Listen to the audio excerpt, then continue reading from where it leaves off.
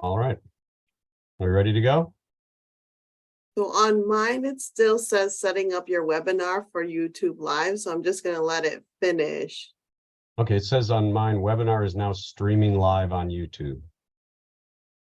Okay, so All right. it does look like it's all set up, so There we go.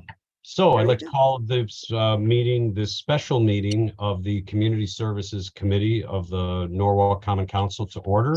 This is Thursday, August 3rd, 2023. And with us tonight, we have Councilperson Barbara Smith, Councilperson Greg Burnett, and myself, David Huvelman.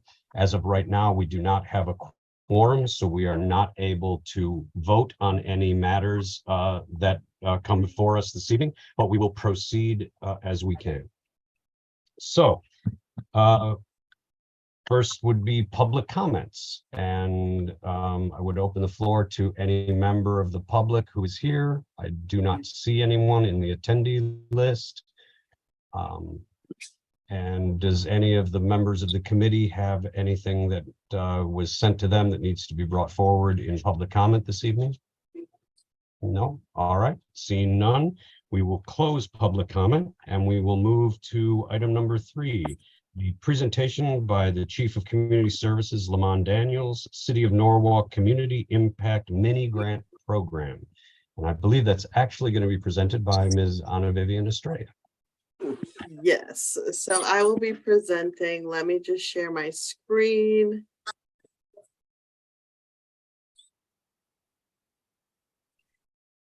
Does everyone see the presentation that says Norwalk Community Services Department? Yes, thank you. Yes. Okay, so the mini grant. So I just want to go over and level set a little bit about the mini grant and its key features. So it was a maximum grant amount of $10,000. It was open to all eligible nonprofits that had an annual organizational budget under $1 million. The total allocation in its original form was going to be $100,000, but the mayor and Lamont were able to increase that to $150,000 because we received such a big response to these mini grants. It is project-based funding to support smaller nonprofit organizations in Norwalk, and because of that, it was a modified application process, and it will also be a modified reporting requirement. Lamont, the Chief Officer of Community Services, was able to do 2 informational sessions, one in the morning and one in the evening, to make sure that everybody would have access to ask questions, and he went through the application and its purpose.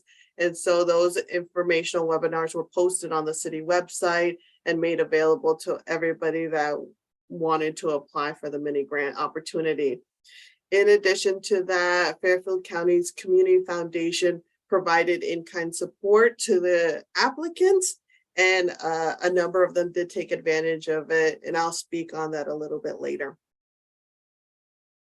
So for the application, the focus areas were health, and that included medical and mental health, education, so all types of academic supports and enrichment activities, and safety net, so basic needs, anything that the community felt there was a gap in, they could express that, and it would be categorized under safety net. Out of the 40 applications we received, you can see it was pretty robust on the education side at almost 50%, at 47.5. Health was at 25%, and safety net was at 27.5. So it was a pretty good spread, but it was more heavier on the educational side for the applicants that we had in this mini grant process. For the statistics regarding the applications, like I mentioned, it was 40 applications. 9 of them received the Fairfield County's Community Foundation sponsored support, and that was a review of their application or an opportunity to speak to an expert in the grant writing process so that they could get guidance and get their questions answered so that their application could be as strong as possible.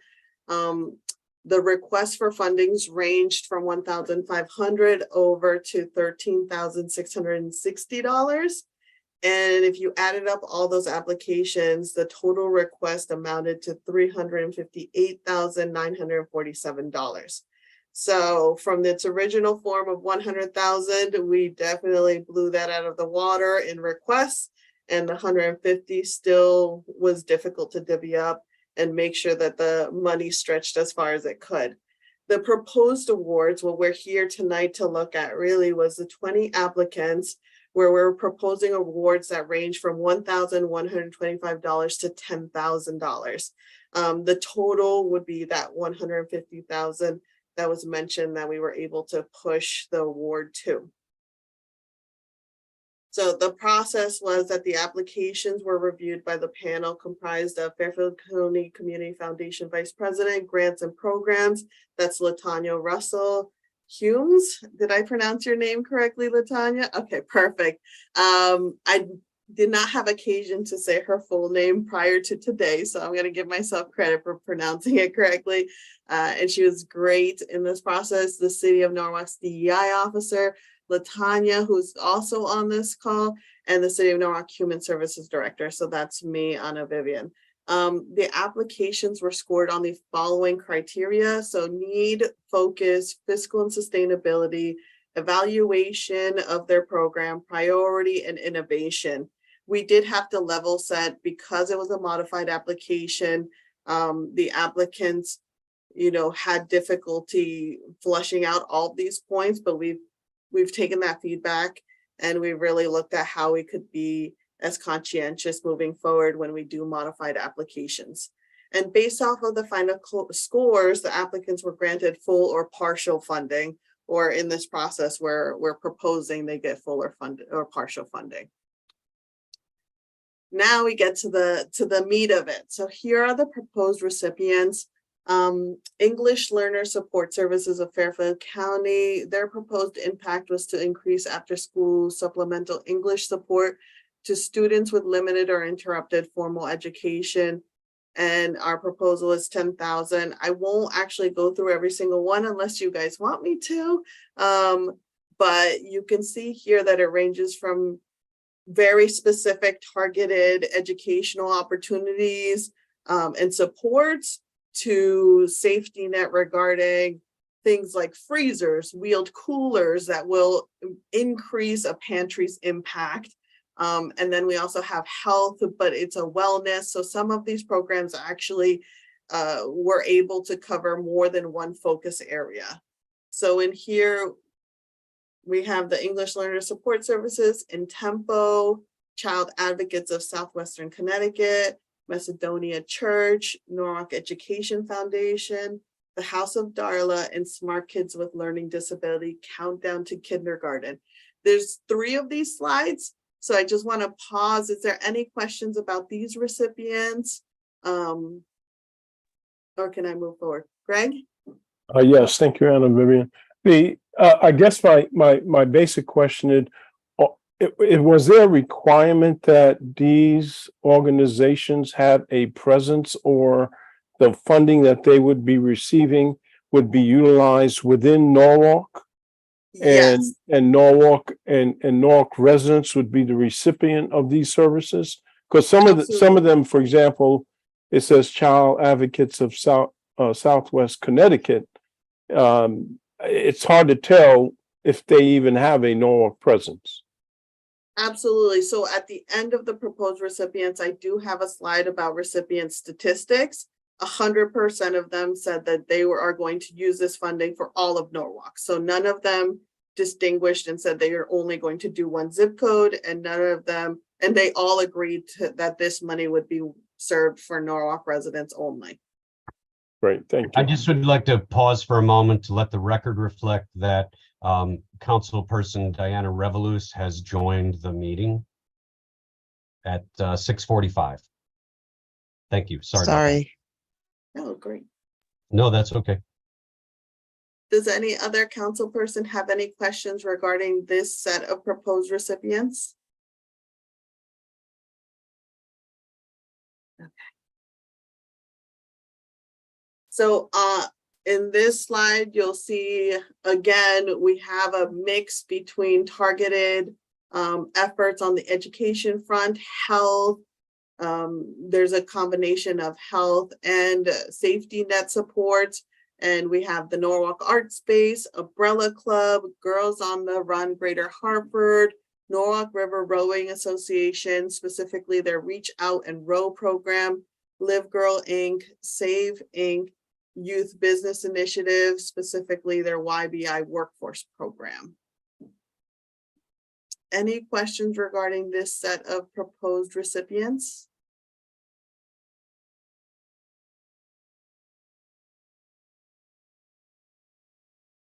No, I don't think so.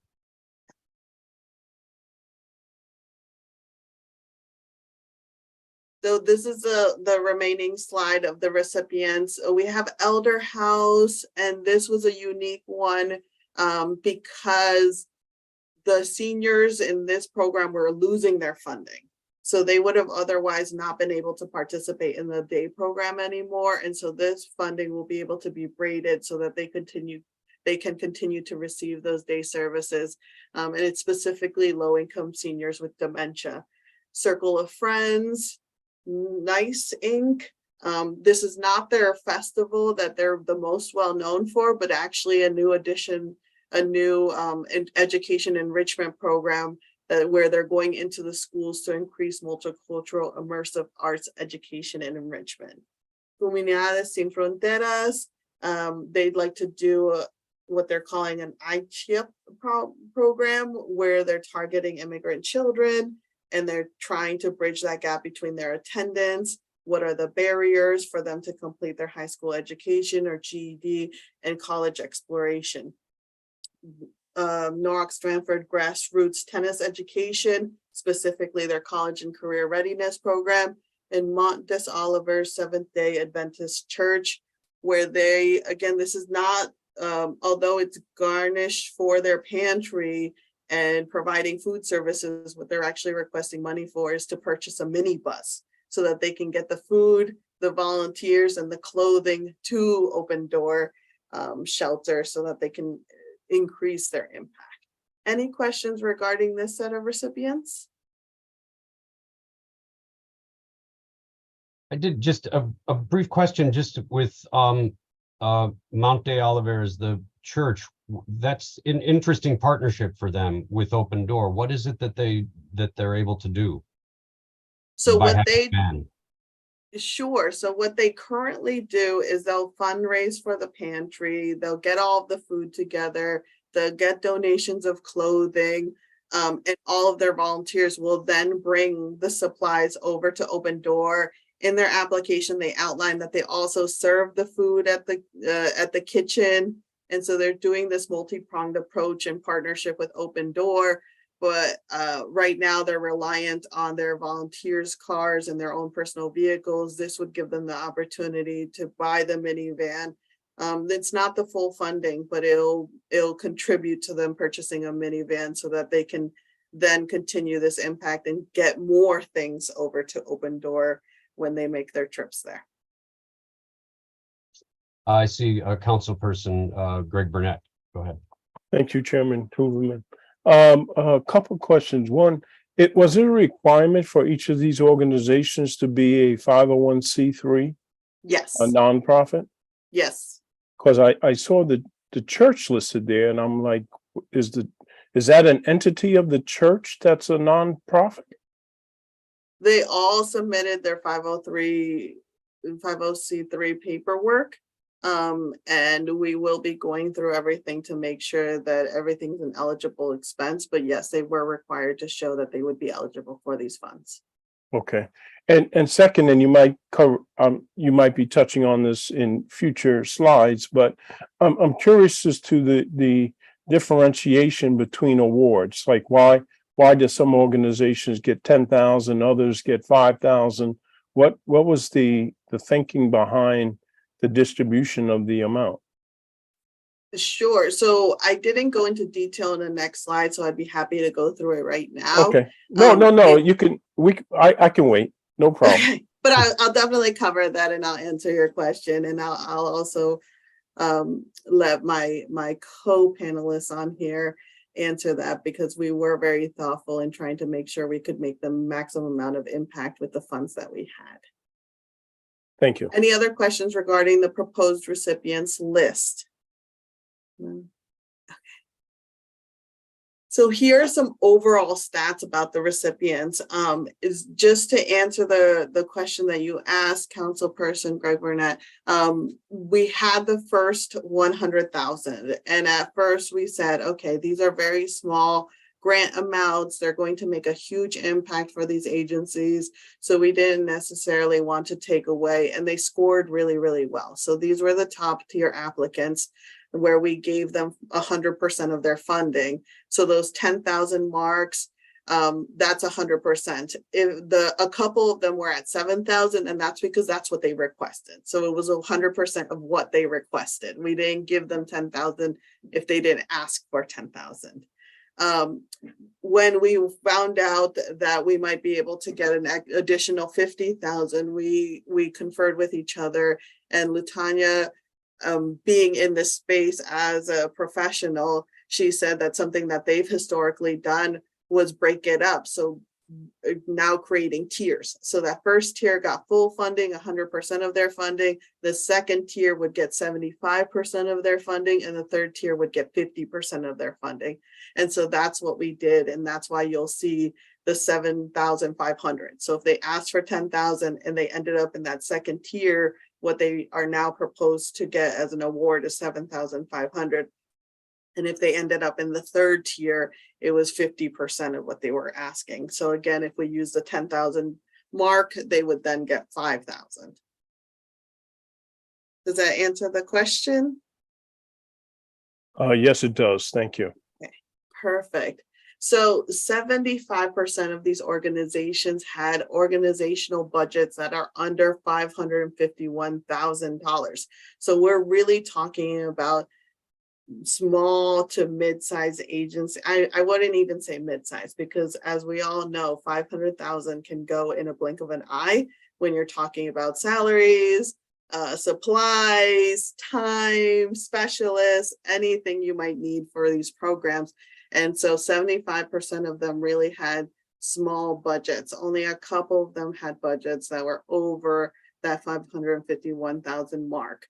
And looking at them, the applications that we're now proposing receive funding, it is in line with what you saw in their applications. So about 50% are in the education field, 30% in health, and 20% in safety net.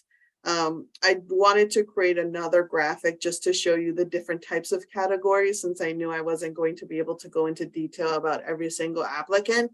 But we had 14% in physical activities, which is important, 9.5 that were tailored towards basic needs, 14.3 that were tailored towards workforce and college readiness, 19% in arts and music enrichment, and 33.3% in specialized and targeted services. So these were the applicants where it was a really highly specialized population that they were trying to make an impact. So one of them is dealing with helping families that have chronic, severe, and rare diseases close the gap between what insurance covers and what they actually need. So it was a lot of applicants where they had specialized services that they're offering and trying to expand to the group that they are currently serving. I know that was a lot of information, so I just want to stop for questions.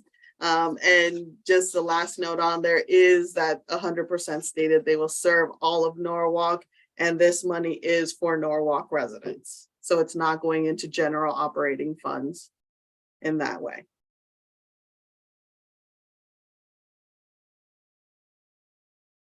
Great, thank you, Anna Vivian. Do we have any, actually, if you're done with the graphics, if we want to, we can stop sharing your screen. Yep, All absolutely. right, thank you. And do we have any questions from any members of the committee? Councilperson Smith. I actually don't have any questions, but I do have a few comments. First, I want to thank you so much for reaching out to the smaller nonprofits. We have heard a lot about the smaller nonprofits, and I really, really appreciate that you really focused on them.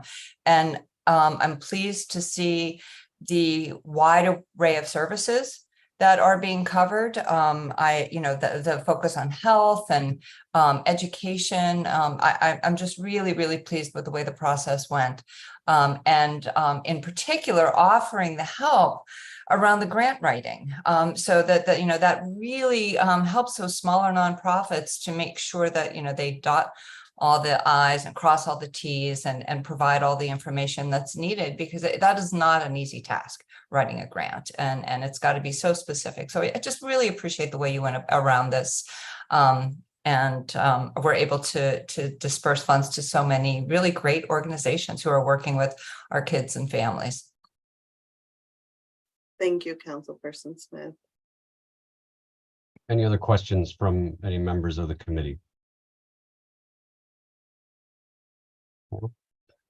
Well, I would also just like to say thank you for the work that you guys put in, Latoya, Latanya, Anna Vivian. It's a new thing for us doing this type of work for the city and for the not-for-profits. And to sort of reiterate what Councilperson Smith said, just the fact that we're targeting the smaller not-for-profits and helping put money into the community in that way, I think is a wonderful thing, and I appreciate the work that you did. I especially am thankful for the partnership with Latanya, because of the work that's able to do, helping also people, the organizations able to get the grants, to be able to write the grant, learning to write the grant correctly, having their work looked at if they so choose. I think that was a wonderful addition to this. So I want to say thank you to you guys for the work that you've done. Councilwoman Revolus. I so appreciate you. Thank you, Chair.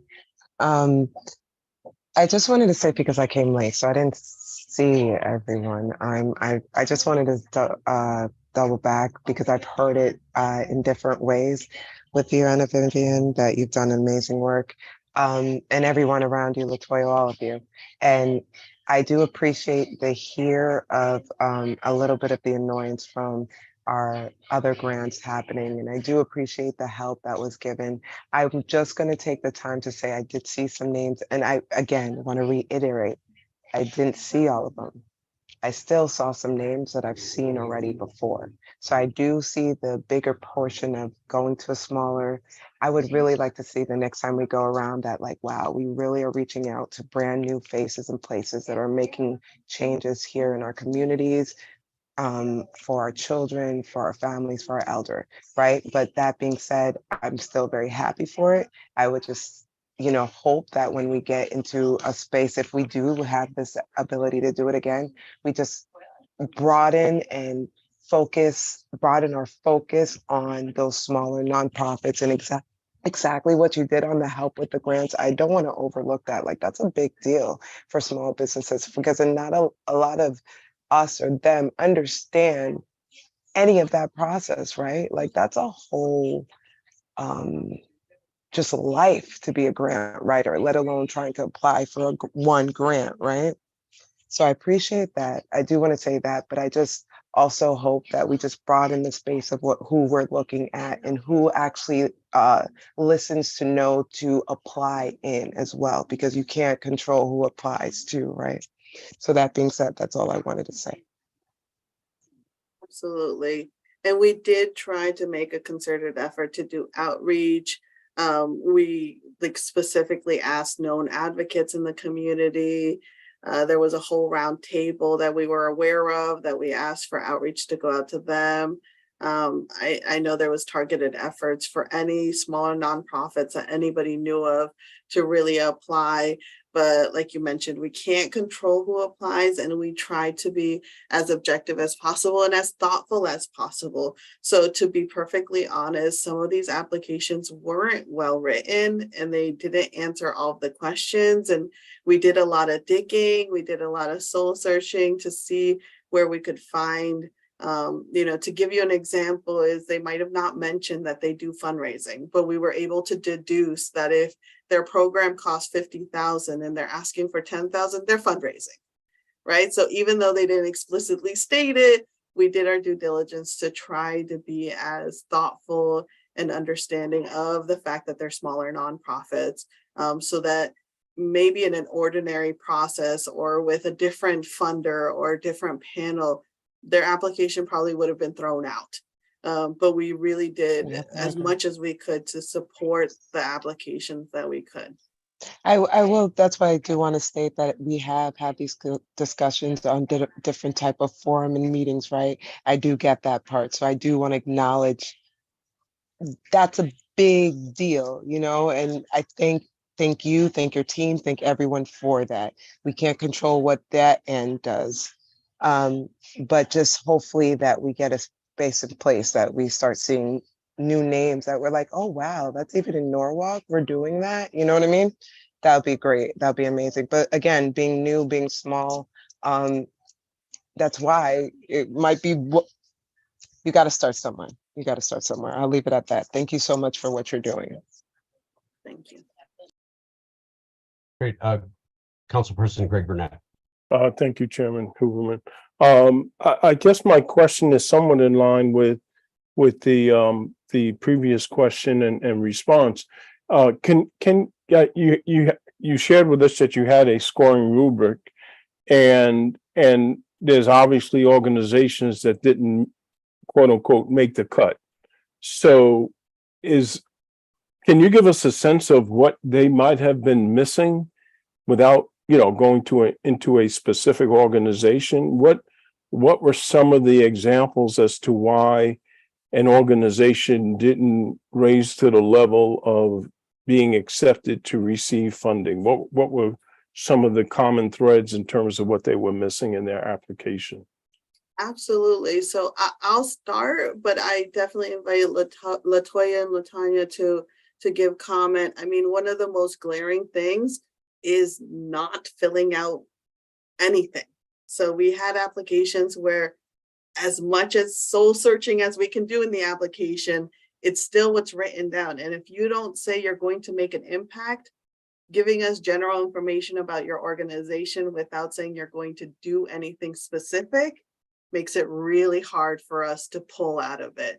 So, something where we're like, oh, we're going to do great work and we're going to do great work with children, but you don't say how you're going to do it. You don't say what you're doing. You don't say how many kids. You don't say what the plan is.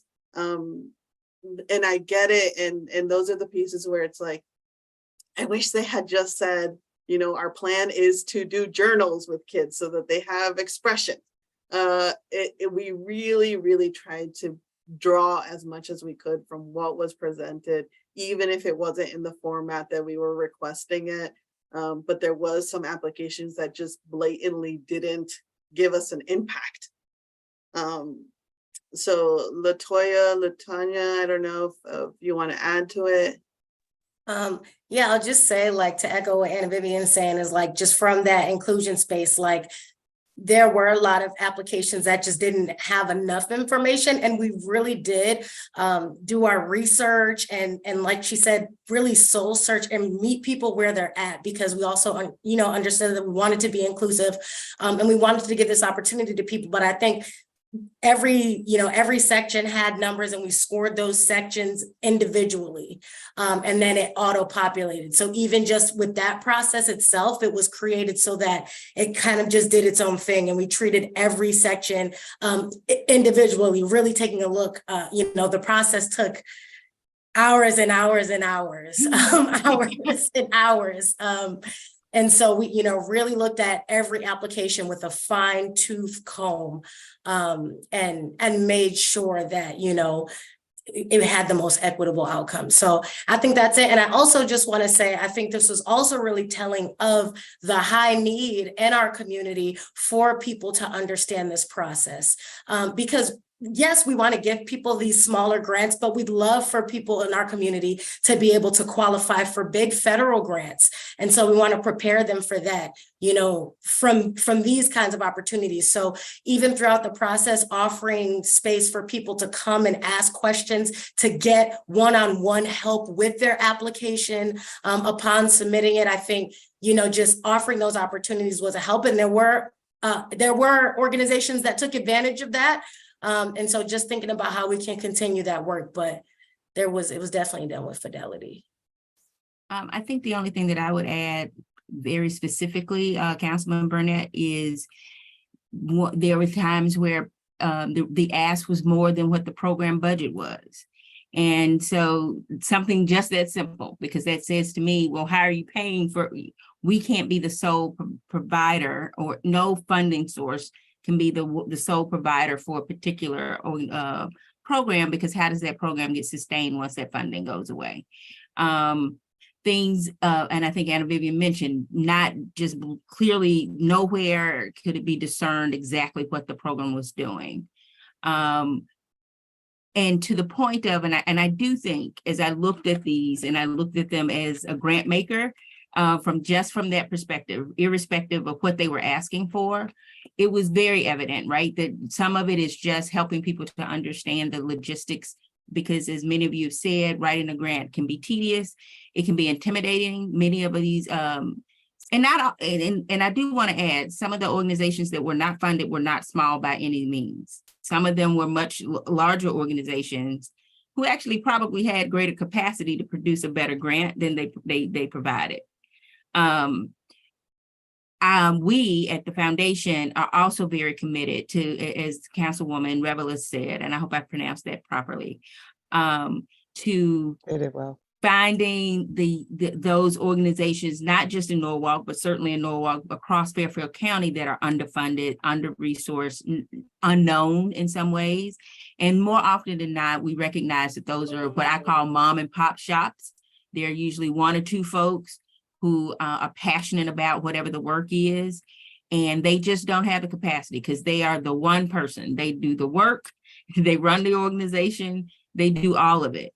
And that was one of the reasons why, when I spoke with Lamond about this several months ago, the question I asked was, how can we support the organizations in the community? That was the position that I came from, and then I ended up being a panelist. But and that was why we sort of decided, okay, one thing we can do, it was a short turnaround, was at least provide a consultant that could provide one-to-one support for any organization that wanted it. And our commitment is to provide grant writing workshops and training opportunities. We'll do quite a number of them over the course of this year. And what I've said to Anna Vivian is, we would like to personally invite those who were not funded, and even those who were, because to be quite frank with you, if they're going to compete at state funding or other foundation funding, they're going to need to hone some of those skills as well. And we're committed to doing that, and it will cost the organization nothing to get it. Thank you for putting that out there. We appreciate that very much. Councilwoman Revelis, you had your hand up. Do you have another question? So you both spoke it well. So what I was thinking, I feel so improper just saying first names. I'm sorry. Latoya, I'm sorry. It's all good. You're my girl. I'm sorry. Miss Fernandez, thank you. What I heard from you especially is like there's an education need here, right? Because that's what I heard. Okay, so there's an education need that would be those smaller mom and pop shops that would need that. And then Miss, I just want to get your last name. Humes? Did I say? Yes. Yes. That the fact of like, but a lot of times it is that mom and pop shop that does need 50,000, and the start is the 10,000 because they can't get anybody yet. So I'll take 5,000, 10,000, 50,000. I need 50,000, but I'm coming here because I need something. And I'm the only person I work it, I do it, I live it. I really want the consultation, but I don't even have the time to come over and talk to you one-on-one. How do we help them? That's why I don't want to, you spoke it, that's why I put my hand down, but it was just, I felt it just would be broader conversation to have, like maybe offline, to then, how do we answer to that talking to you guys? But I think you just spoke it so well, spoke it to it so well. That's why I put my hand down. But you just brought up to, how do we educate? How do we help that? How do we strengthen, right? That's all.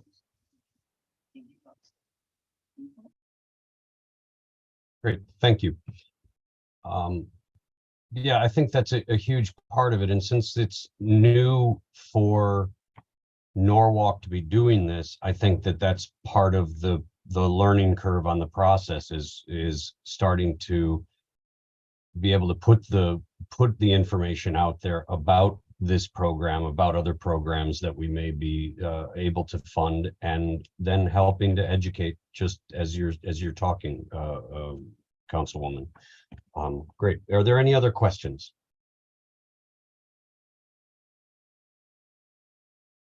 All right, well, I'm going to move to the action item then. And the action item reads, number 4, authorize the mayor, Harry W. Rilling, to execute any and all documents or amendments as may be necessary to disperse the Community Impact Mini Grant Program funding to support smaller nonprofits allocated to the Community Services Department. Can I get a motion? Motion from Councilwoman Revelous, and all in favor? A question on the motion. Should the motion include the dollar amount that we are distributing, the $150,000, to be specific? I had asked Chief Daniels about that, and the reason is that this is just to execute the documents and amendments to actually fund the, or not fund, but to disperse the monies. That the money is already in the budget, was allocated within the budget. That was my understanding, because I'd asked that question. But do you feel that we need to add that? We can add the dollar amount for the well, if I would say that if the dollar amount is already in the budget, that means there's a line item. So then I would think that the dollar amount and the account number should be in this specific motion, the specific dollar amount of $150,000 and the account number, which has already been allocated in the budget. Okay. Do we have the $150,000 dollar amount, but we do not have an account number, correct, Anna Vivian? Yes, I'm sorry. I don't have access to the community service level budget book to pull that number. Would we be able to move the motion forward with the understanding that the account number could be added in the morning? Would you feel comfortable that we can do that? And then it would be on the agenda for the Common Council, would have the dollar amount and the account number?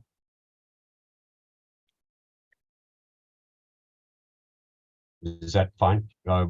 Councilperson Burnett? Yes, that would be fine. Okay. Yeah.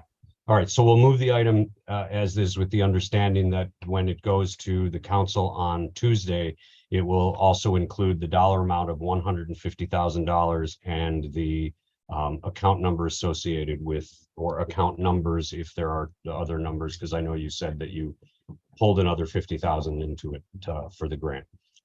All right, so that being said, I would like to call the vote. All those in favor of moving this item forward, please signify by raising your hand. And opposed have the same right. Abstentions, motion carries unanimously. I want to thank you, everybody.